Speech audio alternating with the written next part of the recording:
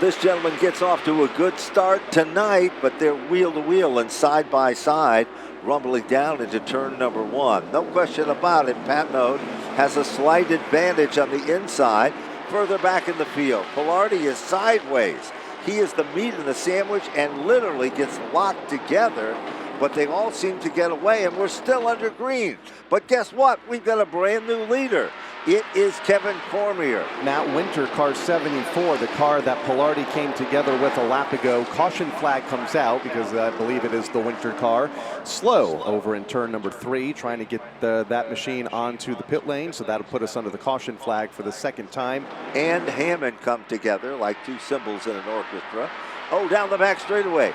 It is Patnode. He gets crossed up in front, and he gathers it back.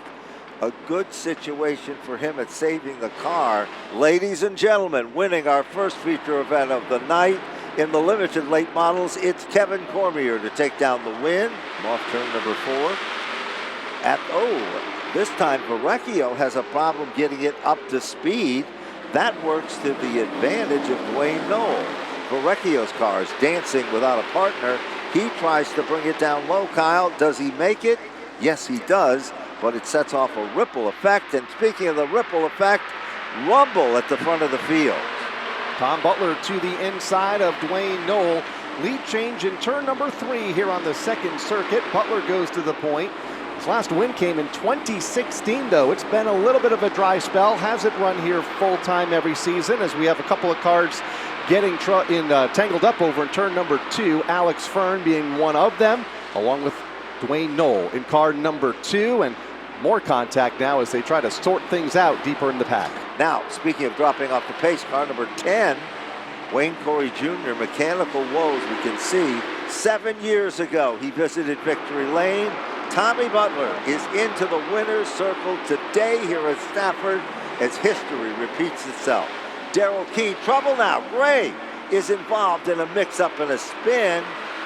Unbelievable. And here's Ryan Fern out of shape off of turn number 4. Barely saves the car. Caution comes out after the checkered for the spinning car of Adam Gray. A wild last lap there. The green flag is out, and Tyler Chapman gets gone at the front of the field in car number 41. 30 cars, 20 laps. SK Light Modifieds go under the green flag.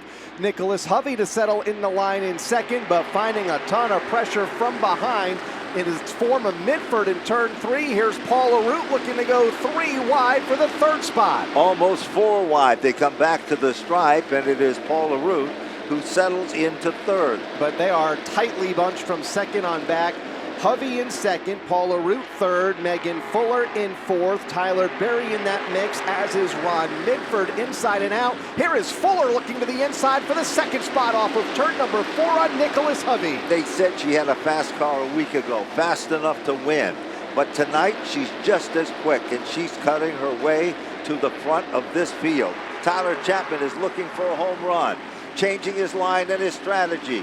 Here comes Tyler Berry to the inside. Megan Fuller will take the number 2 position down. Mr. Reuter Plumbing to bring us Jonathan Pulio. And then it's John Sandberg starting track from South Windsor in the CNC roofing car. Green is out. Trouble already. One car goes spinning to the infield. That's Kopchik.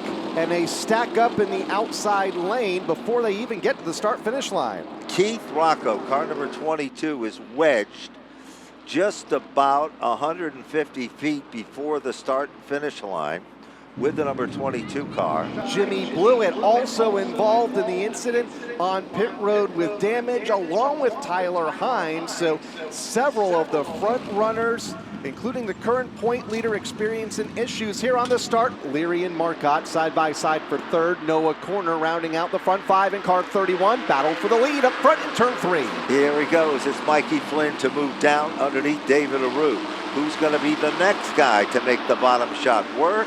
4 cars like the point of the arrow. And Kopchik is the power and the mover and shaker guy in the second spot. And Kopchik so strong right now, made it look easy a lap ago on David Aru. Here he comes now with a full head of steam off of turn 2 and up the back straightaway on Mikey Flynn for the race lead, right to the bottom of the racetrack for Stephen Kopchik, and to the front of the field to lead lap number 16. He's been getting stronger and better. Tyler Leary, time trouble out. in turn 1, tire down, kissing the outside wall, going into the corner in car number 1 while running 13th. Steven Kopsick back in winning style here at Stafford. Trouble now. Julio goes around after the checkered flag comes out. It is Steven Kopsick to take down the impressive win as a repeat winner. Todd Owen to finish in second. Mikey Flynn for third. Noah Corner unofficially for fourth. Marcello Rafano for 5.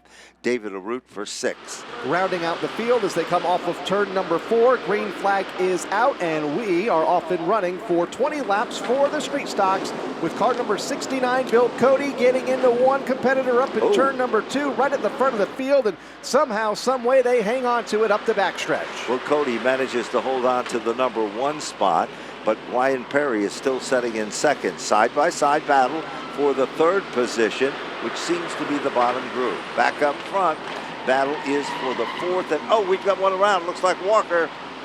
360 for Johnny Walker. Caution comes out.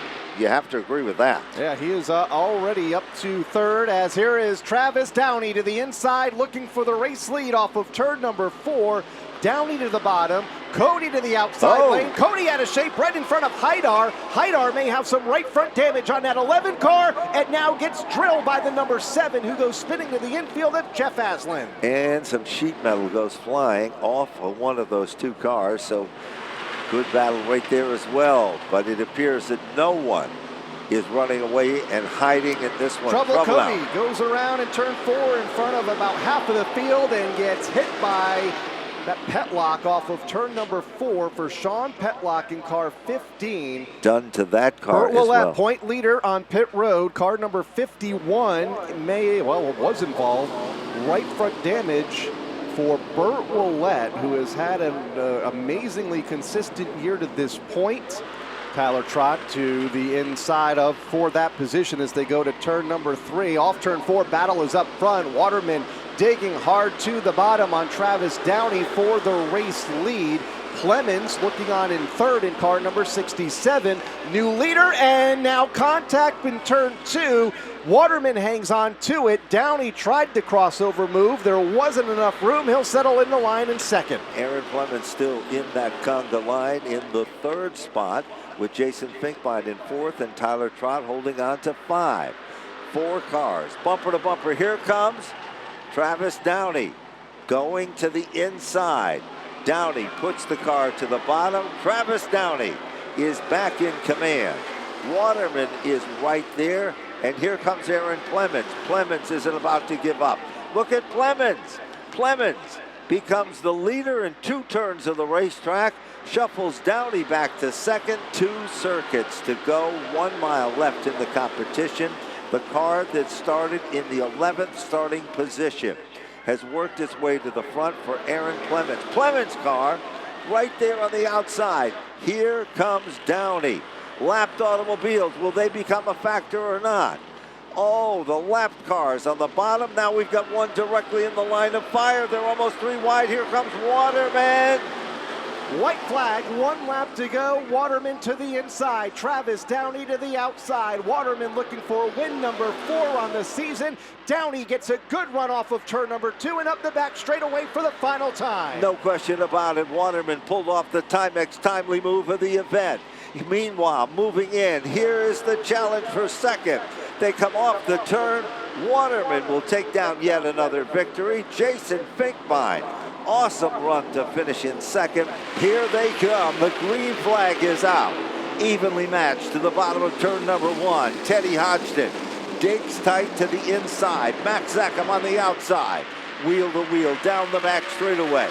No one's giving up an inch. Zackham takes it in at a ton. But off the turn, Hodgson is back on the throttle first. Lap number 1 goes to Max Zackham. Only by a car length as they go back to turn number 1. Zackham to the point. Hodgson settling in the line in 2nd, just in front of Woody Pitcat in 3rd.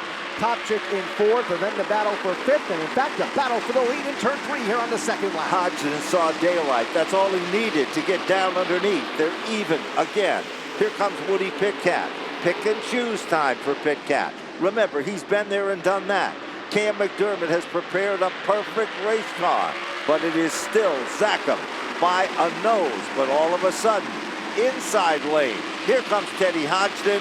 Hodgson is back in command. He'll lead lap number 3 for Teddy Hodgson. Zachem back to second. Unchallenged. No trouble, turn number 1. Car up into the outside walls to 44 for Dave Sazzarillo to put us under the caution flag on lap number 10.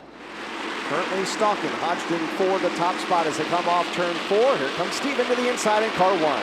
The opportunity is there. Steven Kopsik puts the number 1 car into the lead, second lead change of the event.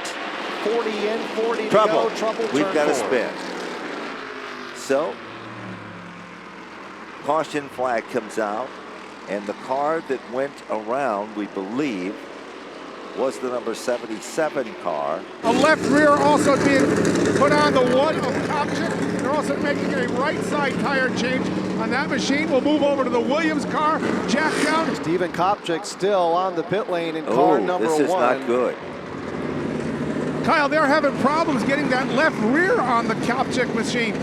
Then he pulls it back in the line behind Goodale. And while that has been happening, Max Zachem and Ronnie Williams are doing the same thing.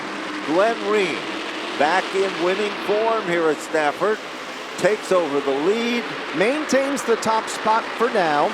Top 5, top 6 all have singled out. Keep an eye on Steven Kopchik further back as we have a bid for the top spot. Goodale stepping out of line on Reen here on lap number 44. Battle for 4th is in turn number 4. Lutz clinging and clanging. Yep.